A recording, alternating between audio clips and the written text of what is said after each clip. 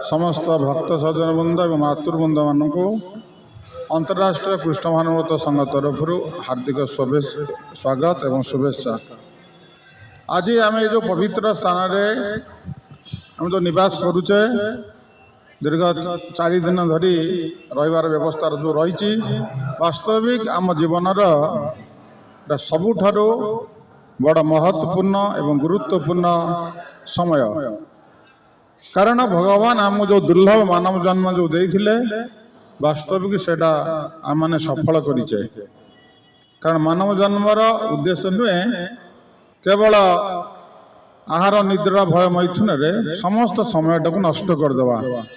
आज ए समाजर लोक माने बुझी पारु नाहंती तांकर जो दुर्लभ मानव जन्म भगवान तांको कृपा करि देइचंती एवं त संगे संगे भक्त संग परिवार सुजोग मध्य ताहा मध्य देइचंती। हमर अंतरराष्ट्रीय कृष्ण भानुभक्त संघ तरफ प्रत्येक जगार गोटे गोटे मंदिर व्यवस्था करा जाइछि। तार उद्देश्य होछि भक्त संग अन्य को प्रदान करवा।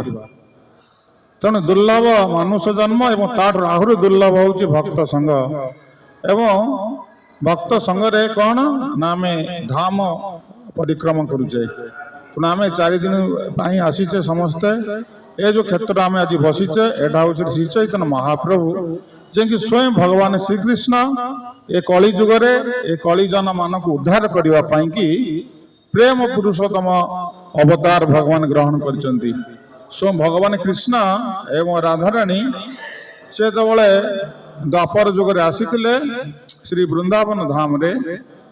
तेणु श्रीमती राधाराणी एभली सेवा भगवान श्रीकृष्ण करथिले जे एटू लीला सांग कला पर मध्य भगवान श्रीकृष्ण ए राधाराणी ए जो भौम लीला को बुझी पारि माने भूली पारि नथिले। तेणु राधाराणी ए जो सेवा किभली सेवा ना हमरा शिक्षाष्टकम रे स्वयं भगवान श्री चैतन्य महाप्रभु आम शिक्षा देइचंती जे आसली सेवा पादरष्टा पिनष्टमा मदर्शन महत्तम करोतु बा यथा तथा वा विदधातु लंपट मत प्राणनाथस्तु सएवना पर। तो राधाराणी भगवान श्रीकृष्ण कहउचंती हे कृष्ण तुमे मते आलिंगन प्रतिपदल रे पादरे दली चकटी दियो एवं मते तुम्हें आलिंगन प्रतिपदल रे पादरे दली चकटी दियो एवं मते दर्शन न देई मर्माहत कर दियो फिर भी तुम्हें हूँ मोर प्राणनाथ। देखो राधाराणी किभली भाव में भगवान श्रीकृष्ण सेवा करथिले किंतु दुखर कथा धीरे धीरे समय परिवर्तन हो जाउची।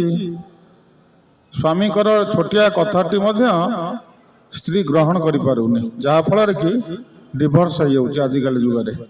वास्तविक आम मान भितर से प्रेम नहीं से प्रेम प्रदान करने कि भगवान कृष्ण जेहेतु आम समस्ते जानी कृष्ण लीला किभली भाव में भगवान श्रीकृष्ण जिते 13 वर्ष पखापाखि बयस होता से वृंदावन धाम को छाड़ी मथुरा रे आसिक रहिले। मथुरा रे 12 वर्ष रहिला परे भगवान श्रीकृष्ण पुणी द्वारका को पलैले सेठी 100 वर्ष रहिले। एभली भाव में भगवान 125 वर्ष काल एठी लीला करथिले भौम लीला। तेणु भगवान श्रीकृष्ण ए ब्रजरे जो रही 13 वर्ष पाखापाखि जो रही तेणु से ये जो 4टी रस पूर्ण मात्रा रे आस्वादन करथिले दास्य रस सख्य रस वात्सल्य रस और माधुर्य रस। तेणु ये 4टी रस को एभली भाव में आस्वादन करथिले जे जेतले भगवान वृंदावन छाड़ी मथुरा को आसीगले से समय रे ये 4 जन व्यक्ति जो जो माने ये ग्रुप रे सब थिले सख्यर सॉरी दास्य सख्य वात्सल्य और माधुर्य ये माने समस्त को भगवान श्री चैतन्य महाप्रभु सॉरी कृष्ण सदा माने सर्वदा स्मरण करुथिले। जेतबले सकाळ भगवान कृष्ण उठंती मथुरा रे एवं द्वारिका को जेतले गले प्रत्येक दिन से माँ को प्रथम स्मरण करती ଏବଂ ତାଙ୍କର ସଖା ମାନଙ୍କୁ ଏବଂ ସଖୀ ମାନଙ୍କୁ ଏବଂ ଶ୍ରୀମତୀ ରାଧାରାଣୀଙ୍କୁ ସେ ସ୍ମରଣ କରନ୍ତି ପ୍ରତ୍ୟେକ ଦିନ। ଏପରିକି ଯେତେବେଳେ ସେ ତାଙ୍କର ଅଷ୍ଟପାଟ ମହିଷୀକୁ ଯେତେବେଳେ ଦର୍ଶନ କରନ୍ତି, ପ୍ରଥମେ ସେମାନଙ୍କୁ ଦେଖିକି ସେ ସ୍ମରଣ କରନ୍ତି ବୃନ୍ଦାବନରେ ରାଧାରାଣୀ ଏବଂ ସଖୀବୃନ୍ଦକୁ। ସେମାନେ ବାସ୍ତବିକ ଆଶ୍ଚର୍ଯ୍ୟ ହେଇଯାଆନ୍ତି ଯେ ଆମେ ପ୍ରଭୁଙ୍କର ଏତେ ସେବା କରୁଛେ, ଫିର୍ ବି ପ୍ରଭୁ ଆମ ପାଖରେ ରହି ଚିନ୍ତା କରୁଛନ୍ତି ସେଇମାନଙ୍କ କଥା ଯେଉଁମାନେ ବୃନ୍ଦାବନରେ ଛୋଟ ଦିନେ ବା 12 ବର୍ଷ ଭିତରେ ଭଗବାନଙ୍କ ସେବା କରିଥିଲେ। ତେଣୁ ଏଭଳି ସେବା କରିଥିଲେ ଯେ କୃଷ୍ଣ ଛାଡ଼ିକି ଗଲା ପରେ ମଧ୍ୟ ତାଙ୍କୁ କଥା ଭୁଲି ପାରୁନାହାନ୍ତି। ତେଣୁ ଆମେ ତାକୁ ବିଶେଷ ଭାବରେ ଭଗବାନ ଶ୍ରୀ ଚୈତନ୍ୟ ମହାପ୍ରଭୁଙ୍କ ଜନ୍ମଦିନ ଆମେ ପାଳନ ଯେଉଁ ଉତ୍ସବରେ ଆମେ ମନ୍ଦିରରେ ଆଲୋଚନା କରିବା, ଆମ ପାଖରେ ତ ବହୁତ କମ୍ ସମୟ ରହିଛି ଏଠି। ତେଣୁ ସେ ଯେଉଁ ରସ ଭଗବାନ କୃଷ୍ଣ ରାଧାରାଣୀକୁ ଦେଖନ୍ତି ଯେ ମୁଁ ତାକୁ ଏତେ କଷ୍ଟ ଦେଲେ ବି ଫିର୍ ବି ସେ ବହୁତ ଆନନ୍ଦରେ ମୋର ସେବାରେ ଯେଉଁ ନିଯୁକ୍ତି ମାନେ ହେଉଛି। ତେଣୁ ସେ କ'ଣ ମୋ ଠାରୁ ପାଉଛି ଏବଂ ସେ ମୋ ସେବାରେ କି ଆନନ୍ଦ ପାଉଛି, ସେଇ ଜିନିଷ ଭଗବାନ ଶ୍ରୀକୃଷ୍ଣଙ୍କ ମନରେ ଲୋଭ ସୃଷ୍ଟି କରୁଛି ଯେ ମୁଁ ମଧ୍ୟ ସେ ରସ ଆସ୍ୱାଦନ କରିବି। ତେଣୁ ମୁଁ ଯଦି ଏଇ ବିଷୟ ଭାବରେ ରହିବି ମୁଁ ଏ ରସ ଆସ୍ୱାଦନ କରିପାରିବି। ତେଣୁ ମୋତେ ଆଶ୍ରୟ ସ୍ତରକୁ ଯିବାକୁ ପଡ଼ିବ ବା ରାଧାରାଣୀଙ୍କର ମନୋଭାବ ଭିତରେ ପ୍ରବେଶ କରିବାକୁ ପଡ଼ିବ। ତେଣୁକରି ଯେତେବେଳେ ଭଗବାନ ଏଇ କଥା ଚିନ୍ତା କରୁଛନ୍ତି, ସେଇ ସମୟରେ ଏଇ ଯେଉଁ ଧରାଧାମରେ ଆମେ ଯେଉଁ ଜାଗାରେ ଏବେ ବସିଛେ, ଏଇ ଯେଉଁ ଭୌତିକ ଦୁନିଆରେ, ସେ ସମୟରେ ଭକ୍ତିର କୌଣସି ପ୍ରକାରର ଗନ୍ଧ ବି ଆଉ ନଥିଲା। ତେଣୁ ଆମେ ଯେଉଁ ପଞ୍ଚତତ୍ତ୍ୱ ଦର୍ଶନ କରୁଛେ, ସେଥିରେ ଅଦ୍ୱୈତ ଆଚାର୍ଯ୍ୟ ଯିଏକି ଦାଢ଼ି ରଖିଥିବେ ଆପଣମାନେ ସବୁ ଦେଖୁଥିବେ, ବା ମହାପ୍ରଭୁଙ୍କର ଡାହାଣ ପଟରେ ନିତ୍ୟାନନ୍ଦ ପ୍ରଭୁ ଏବଂ ତାଙ୍କ ପାଖରେ ରହୁଛନ୍ତି କିଏ ନା ଅଦ୍ୱୈତ ଆଚାର୍ଯ୍ୟ। ଶାନ୍ତିପୁର ଆମେ ଗଲାବେଳୁ ତାଙ୍କ ଯେଉଁ ଜନ୍ମସ୍ଥାନ ଆମେ ଦର୍ଶନ କରିକି ଯିବା ଫେରିଲା ଦିନ, ତ ସେ ଏଇ ଅଦ୍ୱୈତ ଭବନ ଏଇ ଜାଗାରେ ରହିଛନ୍ତି ଏଇ ମାୟାପୁରରେ। ଭଗବାନଙ୍କୁ ଶ୍ରୀ ଚୈତନ୍ୟ ମହାପ୍ରଭୁଙ୍କର ଏଇ ଯେଉଁ ଅବସ୍ଥା ବର୍ତ୍ତମାନ ଯୁଗରେ ଆମେ ଯେଉଁ ଯାହା ଦେଖିବାକୁ ପାଉଛେ କି ଲୋକମାନେ ତାଙ୍କର ସମସ୍ତ ପ୍ରଚେଷ୍ଟା କରି ଯେଉଁ ଅର୍ଥ ଉପାର୍ଜନ କରୁଛନ୍ତି, କେବଳ ତାଙ୍କର ଇନ୍ଦ୍ରିୟ ତୃପ୍ତିରେ କେବଳ ତାକୁ ଲଗାଉଛନ୍ତି, ଭଗବାନଙ୍କ ସେବାରେ ତାହା ଲଗାଉନାହାନ୍ତି। ଯାହାଫଳରେ କି ତାଙ୍କର ଏ ଯେଉଁ ଦୁର୍ଲଭ ମାନବ ଜନ୍ମରୁ ପତିତ ହୋଇ ସେମାନେ ପଶୁ ଶରୀର ପ୍ରାପ୍ତ ହେଇଯାଉଛନ୍ତି। ତେଣୁ ଏଇ କଥା ଯେତେବେଳେ ଅଦ୍ୱୈତ ଆଚାର୍ଯ୍ୟ ଦେଖୁଛନ୍ତି, ସେ ମର୍ମାହତ ହେଇପାରୁଛନ୍ତି। ତେଣୁ ସେ କହୁଛନ୍ତି ଯେ ଆମେ ଏ ଲୋକମାନଙ୍କୁ ଚେଞ୍ଜ କରିପାରିବୁନି, ତ ସ୍ୱୟଂ ଭଗବାନ କୃଷ୍ଣ ଯଦି ଆସିବେ ତାହେଲେ ଏ କାର୍ଯ୍ୟଟା ସେ କରିପାରିବେ। ତେଣୁ ଏଇ ସମୟରେ ସେତେବେଳେ ଗଙ୍ଗା ଜଳ ଆଉ ତୁଳସୀ ଶାଳଗ୍ରାମକୁ ଦେଇ ଯେତେବେଳେ ଡାକୁଛନ୍ତି ଭଗବାନଙ୍କୁ ଉଚ୍ଚ ସ୍ୱରରେ, ସେହି ସମୟରେ ଭଗବାନ ଶ୍ରୀକୃଷ୍ଣ ଶ୍ରୀମତୀ ରାଧାରାଣୀଙ୍କର ଭାବକୁ ଆଧାର କରି ଏଠି ଗୌରାଙ୍ଗ ମହାପ୍ରଭୁ ରୂପରେ ଆବିର୍ଭାବ ହେଉଛନ୍ତି। ଯେଉଁଟାକି ଆମେ ଭାଗବତମରେ ଦେଖିବା, ଏକାଦଶ ସ୍କନ୍ଧ ଭାଗବତମରେ ମହାପ୍ରଭୁଙ୍କ ବିଷୟରେ ଲେଖାଯାଇଛି ଯେ କୃଷ୍ଣ ବନ ତୈଷା କୃଷ୍ଣ ସାଙ୍ଗ ପାଙ୍ଗସ୍ତ ପାର୍ଶ୍ୱଦମ ଯଜ୍ଞ ସଂକୀର୍ତ୍ତନ ପ୍ରାୟ ଯଜନ୍ତି ହି ସୁମେଧସ।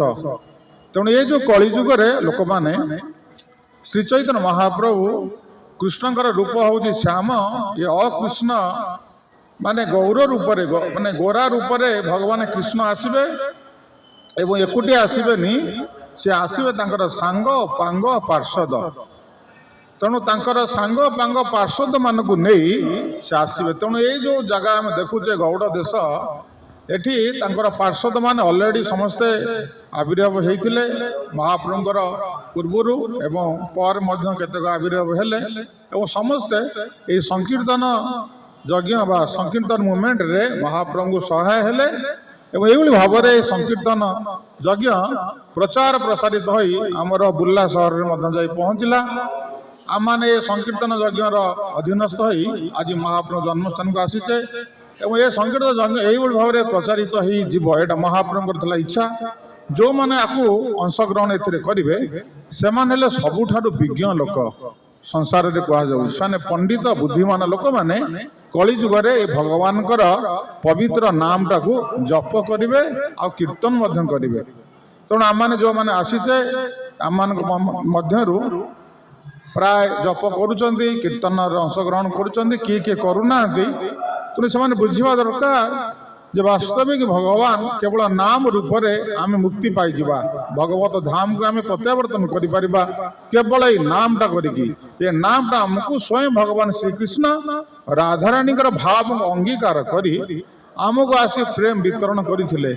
ତେଣୁ ଅନ୍ୟ ଯେଉଁ ଅବତାର ମାନଙ୍କରେ ଭଗବାନ ଆସିଥିଲେ, ସେ ଅବତାର ମାନଙ୍କରେ ଭଗବାନ କ'ଣ କରିଥିଲେ ନା ଶରୀରକୁ ଆମକୁ ବିନାଶ କରିଥିଲେ। ଭଗବାନ ରାମ ଆସିଲେ, ସେ ରାବଣର ଶରୀରଟାକୁ ନଷ୍ଟ କଲେ। କୃଷ୍ଣ ଆସିଲେ, ସେ କ'ଣ କଲେ ନା ଶିଶୁପାଳ, ଦନ୍ତବକ୍ର, କଂସ ଏଇଭଳି କେତେକ ସବୁ ଅସୁର ମାନଙ୍କୁ ବିନାଶ କଲେ, ତାଙ୍କର ଶରୀରକୁ ବିନାଶ କଲେ, କିନ୍ତୁ ତାଙ୍କ ହୃଦୟକୁ ଜିତି ପାରିଲେନି। ସେମାନେ ମୃତ୍ୟୁ ସମୟରେ ମଧ୍ୟ ଭଗବାନ ଶ୍ରୀକୃଷ୍ଣଙ୍କୁ ଶତ୍ରୁ ରୂପରେ ଭାବିକି କ'ଣ କଲେ ନା ଶରୀର ତ୍ୟାଗ କରିଥିଲେ। କିନ୍ତୁ ଶ୍ରୀ ଚୈତନ୍ୟ ମହାପ୍ରଭୁ ଯେତେବେଳେ ସେ କୃଷ୍ଣ ଯେତେବେଳେ ରାଧାରାଣୀଙ୍କର ଭାବକୁ ଅଙ୍ଗୀକାର କରିକି ଆସିଲେ, ସେତେବେଳେ ସେ ଆମକୁ କ'ଣ ପ୍ରଦାନ କଲେ? ନମୋ ମହାବଦାନାୟ କୃଷ୍ଣ ପ୍ରେମ ପ୍ରଦାୟତେ। ତେଣୁ ଏଠି ଅସ୍ତ୍ର ନେଇକି ଆସିଲେନି, ସେ ଆସିଲେ ଆମକୁ ପ୍ରେମ ପ୍ରଦାନ କରିକି ଆମମାନଙ୍କୁ ଉଦ୍ଧାର କରିବେ। ମାନେ ଆମର ହୃଦୟକୁ ଜିତିଯିବେ ଭଗବାନ ଏଇ ପ୍ରେମ ପ୍ରଦାନ କରି। କାରଣ ଶତ୍ରୁତା ରୂପରେ ଆଚରଣ କରି ତାଙ୍କର ଶତ୍ରୁମାନଙ୍କୁ ଭଗବାନ କୃଷ୍ଣ ଉଦ୍ଧାର କରିପାରିନଥିଲେ, କିନ୍ତୁ ବର୍ତ୍ତମାନ ଆସିଛନ୍ତି ପ୍ରେମ ପ୍ରଦାନ କରିବେ।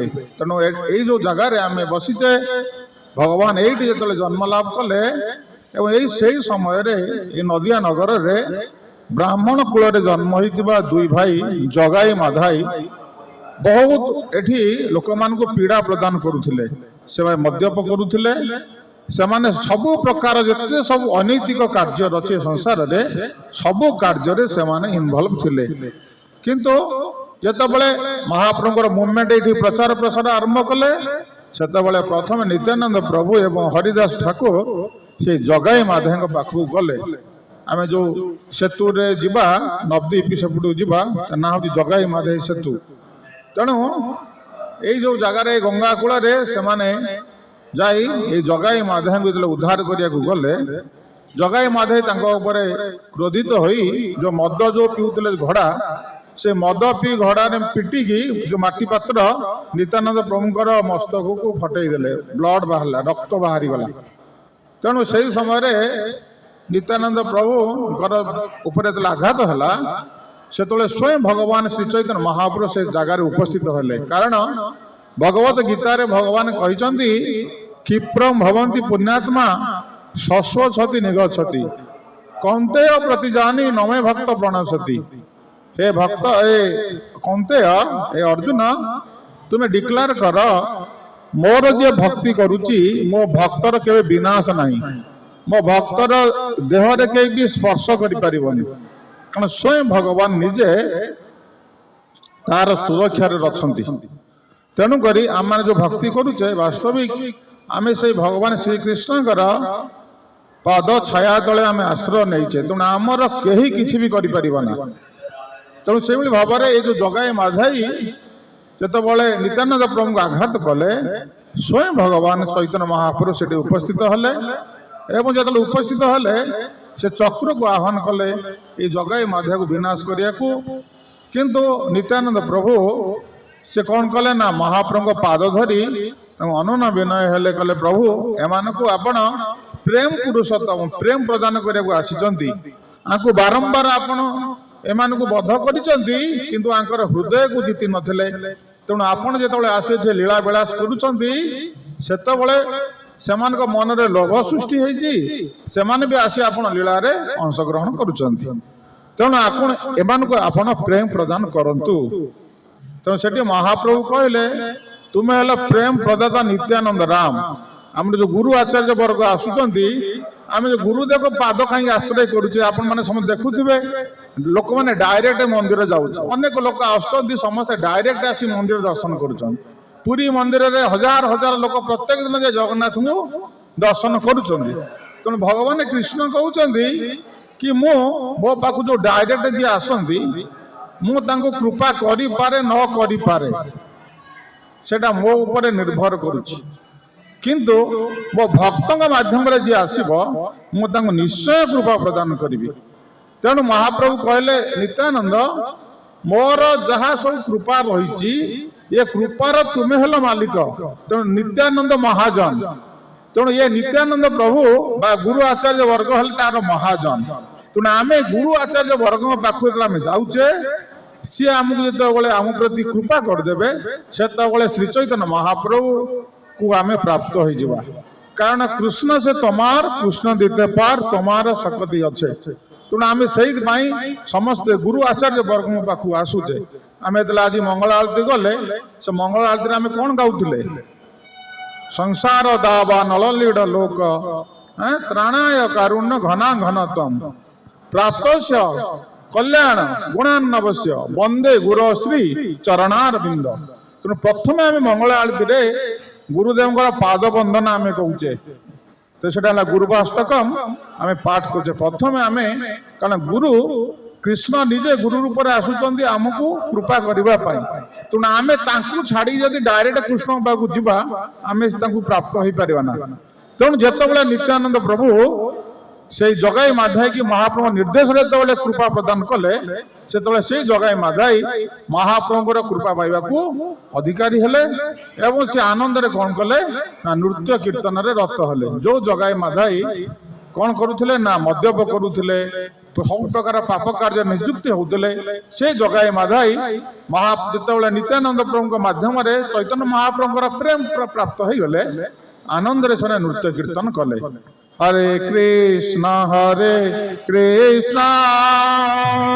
କୃଷ୍ଣ କୃଷ୍ଣ ହରେ ହରେ ହରେ ରାମ ରାମ ରାମ ହରେ ହରେ হরে কৃষ্ণ কৃষ্ণ কৃষ্ণ হরে হরে হরে রাম রাম রাম হরে হরে হরে কৃষ্ণ কৃষ্ণ কৃষ্ণ হরে হরে হরে রাম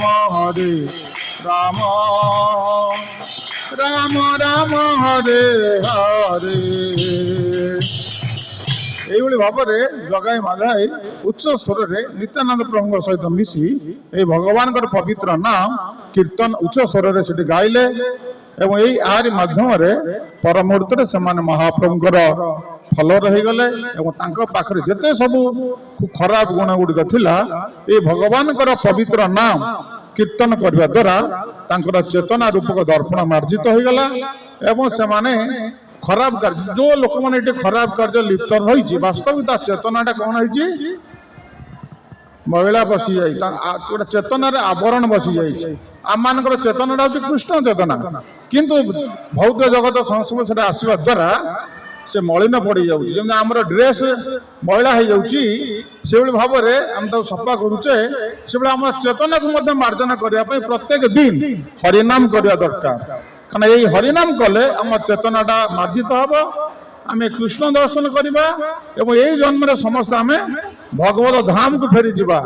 ଆମ ପାଇଁ କେହି ଶ୍ରାଦ୍ଧ ଦେବା ଦରକାର ନାହିଁ, ଆମ ପାଇଁ କୌଣସି ସନ୍ତାନ ବି ଆବଶ୍ୟକତା ନାହିଁ। କାରଣ ଆମେ ନିଜେ ସ୍ୱୟଂ ଚାଳିତ ହେଇଯିବା ଯେତେବେଳେ ଆମେ ଭଗବାନ ଶ୍ରୀକୃଷ୍ଣ ଚୈତନ୍ୟ ମହାପ୍ରଭୁଙ୍କର ଏହି ସଂକୀର୍ତ୍ତନ ଯଜ୍ଞରେ ଯେତେବେଳେ ଅଂଶଗ୍ରହଣ କରିବା। ନଚେତ ନାହିଁ ଧୃତରାଷ୍ଟ୍ରଙ୍କ ଭଳିଆ 100 ପୁତ୍ର ଥିଲେ ବି ଶ୍ରାଦ୍ଧ ଦେଲେ ଆମେ ତାକୁ ପାଇବାନି, ମୃତ୍ୟୁ ପରେ ଆମକୁ ସେ ଉଦ୍ଧାର କରିପାରିବନି। କୁମ୍ଭରେ ସ୍ନାନ କଲେ ବି କିଛି ଲାଭ ନାହିଁ, 100 ପୁତ୍ର ଜନ୍ମ କଲେ ବି କିଛି ଲାଭ ନାହିଁ। ଯଦି ଆମେ ଗୁରୁପାଦ ଆଶ୍ରୟ ନ କରି ହରିଭଜନ ଯଦି ନ କରିବା ଜୀବ କେବଳ ନାମ ମାତ୍ରେ ଉଦ୍ଧାର ହେବ। ସେଥିପାଇଁ ସ୍ୱୟଂ ଭଗବାନ ଶ୍ରୀ ଚୈତନ୍ୟ ମହାପ୍ରଭୁ এই নদিয়া নବଦ୍ୱୀପ এই ମାୟାପୁର ଧାମରେ ଅବତୀର୍ଣ୍ଣ ହୋଇଥିଲେ ଏବଂ ତାଙ୍କର ଲୀଳାକୁ ଏଇ ଜାଗାରେ ରହି ଧୀରେ ଧୀରେ ବିସ୍ତାର ହେଲା ଏବଂ ତାପରେ ମହାପ୍ରଭୁ এই ଜାଗାରେ କିଛି ସିନା ଲୀଳା କଲା ପରେ ସନ୍ନ୍ୟାସ ନେବା ପରେ ମହାପ୍ରଭୁ ଆମର ଜଗନ୍ନାଥ ପୁରୀ ଧାମକୁ ପଳେଇଲେ ଏବଂ ସେଇ ଜାଗାରେ ଯାଇ ଗମ୍ଭୀରା ବୋଲି ଆମର ରାଧାକାନ୍ତ ମଠ ରହିଛି, ସେଇ ମଠରେ ମହାପ୍ରଭୁ ସେଠି प्राय 16 वर्ष काल से रही अंतलीला से जगन्नाथ सहित जो संबंध कारण से राधाराणी भाव में थे तो तेणु से राधाराणी भाव में रही से कृष्ण को खोजुले तेणु कृष्ण विरह पाखे थिला एवं स्वयं जगन्नाथ जो रोचती से होती स्वयं कृष्ण किंतु से क्या खोजुंट से राधाराणी खोजुंट से राधा विरह विग्रह कि महाप्रभु हेले कृष्ण विरह विग्रह तेणु उभय विग्रह अपोजिट जमी माने पॉजिटिव नेगेटिव से भाव में जगन्नाथ आउ महाप्रभु मध्य से संबंध ये कृष्ण से भी कृष्ण किंतु ये कृष्ण खोजुंट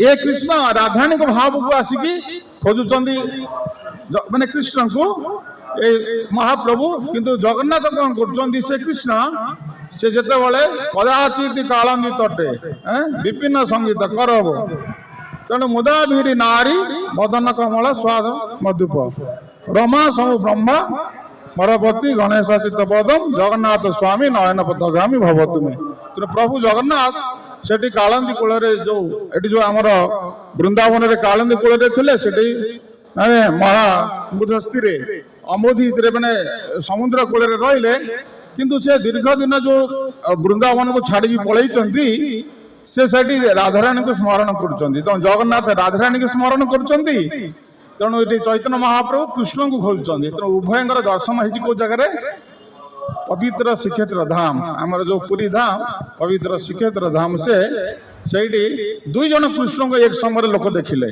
जने रथरे बस कृष्ण आउ जन रथ आगे कीर्तन कर सी भी कृष्ण तेणु दुई कृष्ण को से समय लोक मैंने समस्ते देखी तेणु से भगवान श्री चैतन्य महाप्रभु आसी ए जगार लीला विलास कर जगार जन्मस्थान आम ये आज बसीचे तेणु एवं समस्ते आम मन संकल्प करिया दरकार जे जो प्रभु आसिके नाम प्रेम प्रदान करने को आसी आम घर को आसीचे एवं घरे आम तांकर पिता माता सची माता एवं जगन्नाथ मिश्र तांकर पिता माता एवं स्वयं भगवान श्री चैतन्य महाप्रभु जो आम जन को घर को जाऊे से समय निश्चित भाव में सी कौन करती आम उपर खुशी हमें तेणु आम जो घर को आज आसीचे निश्चित भाव में आम मान महाप्रभु बहुत खुशी जगन्नाथ मिश्र खुशी सची माता खुशी तेणु आम प्रार्थना करवा आमको ये नाम प्रेम टी आप दिंतु आमको जमी आम जीवन कौन से परिस्थिति भी आम भगवान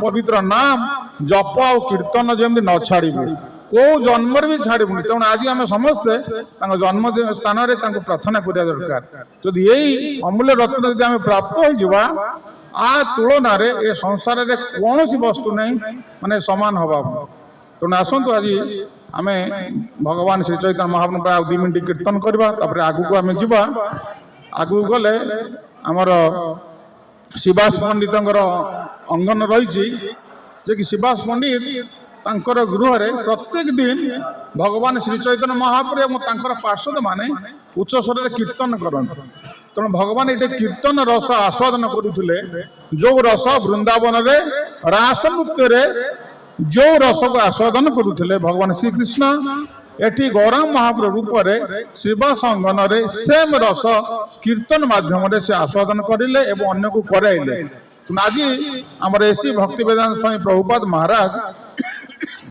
समग्र विश्व प्रथम यही नाम प्रेम को से वितरण कले प्रथम जो से अमेरिका गले टमकिन पार्क बसी से प्रथम गोटे करताल थिला से करताल धीरे धीरे कीर्तन कले आरंभ कले से प्रेम ये कीर्तन माध्यम से वितरण कले धीरे धीरे धीरे समग्र विश्व आज व्यापी गला एवं आमर संबलपुर में पहुंची गला तेणु आसतु से शिवा संगन भी आगू जा महाप्रभु रस आस्वादन करुले से जगार आम बसवा कीर्तन करवा तापर आगू को जा भक्ति सिद्धांत सरस्वती ठाकुर जे कि भक्ति आमर मानव एसी भक्ति वेदांत स्वामी प्रभुपादंकर सी हेले गुरुदेव तांकर समाधि आगे अच्छा आम दर्शन करवा तांकर सेवित विग्रह भी अच्छा तांकर गुरु महाराजंकर सेठी समाधि भी रही भक्ति विनोद ठाकुर जे कि आमर भक्ति सिद्धांत सरस्वती ठाकुर पिता तांकर ये समाधि आम देखिले एवं सेठी देखा गौर किशोर दास बाबाजी महाराज समाधि रही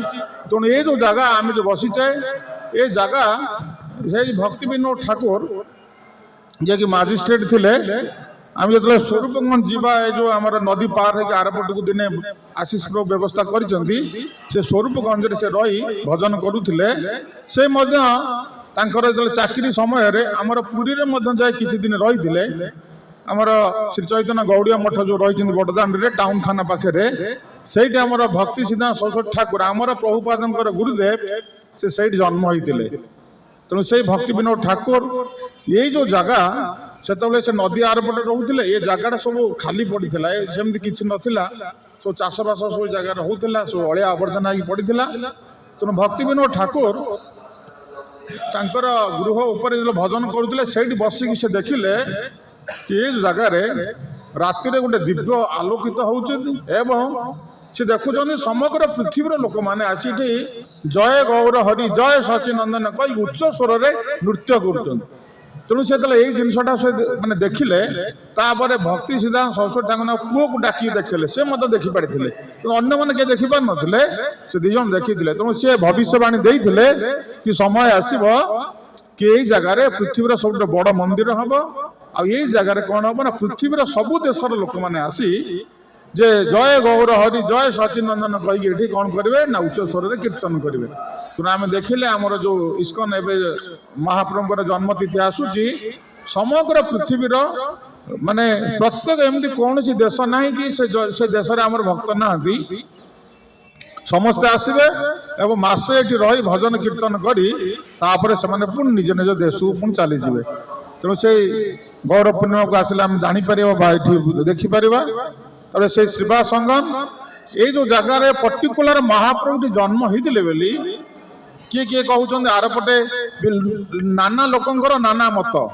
ତେଣୁ କରି ଭକ୍ତି ସିଦ୍ଧା ମାନେ ଭକ୍ତି ବିନୋଦ ଠାକୁର ସେ ତାଙ୍କର ଗୁରୁଦେବ ହେଲେ କିଏ ନା ଜଗନ୍ନାଥ ଦାସ ବାବାଜୀ ମହାରାଜ। ତାଙ୍କୁ ସେତେବେଳେ 100 ବର୍ଷରୁ ଉର୍ଦ୍ଧ୍ୱ ହେଇଥିଲା। ତେଣୁ ଜଗନ୍ନାଥ ଦାସ ବାବାଜୀ ମହାରାଜ କୁଆଡ଼େ ମୁଭମେଣ୍ଟ କରିପାରୁନଥିଲେ। ତେଣୁ ତାଙ୍କୁ ଆଣିଲେ ଏ ଜାଗାକୁ ପରୀକ୍ଷା କରିବାକୁ ଯେ ବାସ୍ତବିକ କୋଉ ଜାଗାରେ ଶ୍ରୀ ଚୈତନ୍ୟ ମହାପ୍ରଭୁ ଜନ୍ମ ହୋଇଛନ୍ତି। ସେ ତ ଆଗରୁ ଦେଖିଥିଲେ, ଫିର୍ ବି ସେ ଯେତେବେଳେ ତାଙ୍କୁ ନେଇକି ମାନେ ଲୋକମାନଙ୍କ ଦ୍ୱାରା ଗୋଟେ ଝୁଡ଼ିରେ ତାଙ୍କୁ ବସେଇକି ତାଙ୍କୁ ମାନେ ମୁଣ୍ଡେଇକି ନେଇକି ଆସୁଥିଲେ। ଏଇ ରୁଟ୍ରେ ଏମିତି ବୁଲୁଥିଲେ।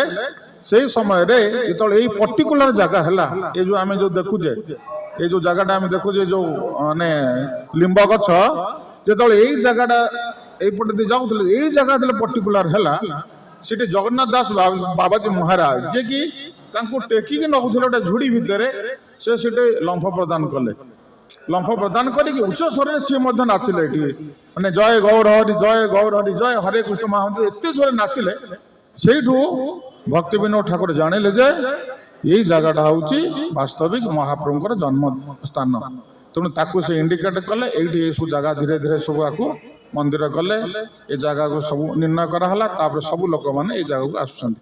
ତେଣୁ ଆମେ ଆଜି ସେ ଜାଗାରେ ଉପସ୍ଥିତ ରହିଛେ। ତେଣୁ ଏଇ ଯୋଉ ଧାମ ମୁଁ ଆସିଛେ, ଏଇଟା ହେଉଛି ସବୁଠାରୁ ପବିତ୍ର ଧାମ ଯେତେ ଧାମ ଭିତରେ। କାରଣ ଧାମ ଗୁଡ଼ିକୁ ଆମେ ଭଗବାନଙ୍କର ସ୍ଥାନ ବୋଲିକି ଆମେ ସମସ୍ତେ ଆମେ ଭାବୁଛେ। ଯେମିତି ଆମେମାନେ ସମସ୍ତେ ଭାରତର ନାଗରିକ ଏବଂ ଭାରତ ହେଉଛି ଆମର ଘର। ତେଣୁ ଏଇଟା ମଧ୍ୟ ସେଇଭଳି ଯୋଉ ସବୁ ଯେତେ ସବୁ ଧାମ ଅଛି, ବୃନ୍ଦାବନ ଧାମ, କିନ୍ତୁ ମାୟାପୁର ଧାମଟା କ'ଣ ନା ଇଏ ହେଉଛି ଭଗବାନଙ୍କର ବେଡ୍ ରୁମ୍। ମାନେ ଏଇ ଯୋଉ କ୍ଷେତ୍ରଟା ହେଉଛି ବେଡ୍ ରୁମ୍। ବେଡ୍ ରୁମ୍ରେ କିଏ କିଏ ଥାଏ? ଉଭୟ ପତି ଆଉ ପତ୍ନୀ ଥାନ୍ତି ତାଙ୍କ ବେଡ୍ ରୁମ୍ରେ।